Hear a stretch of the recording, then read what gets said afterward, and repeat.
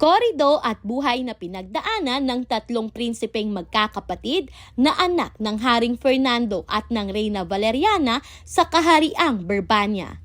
Alalin 41, ang pagbabalik sa Reino de los Cristal. Saknong 1689 hanggang 1713. Matapos ang kasayahang naganap sa kaharian ng Berbania, nagbalik si Don Juan at Doña Maria Blanca sa Reino de los Cristales upang harapin ang panibagong yugto ng kanilang buhay.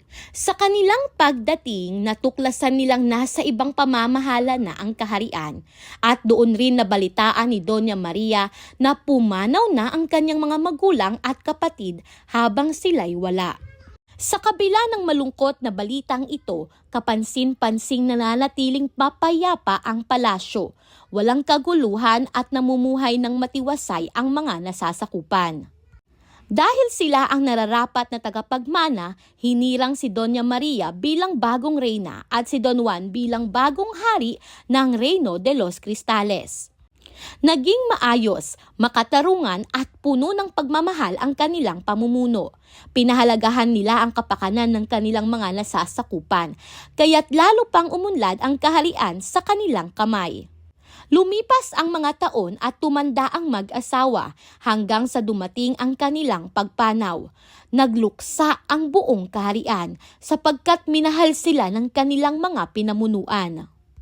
Gayunman, ipinagpatuloy ng mga tao ang mga mabubuting gawa at pamamalakad na iniwan ni Don Juan at Doña Maria, tanda ng malalim na pamana ng kanilang pamumuno. At dito nagwakas ang korido.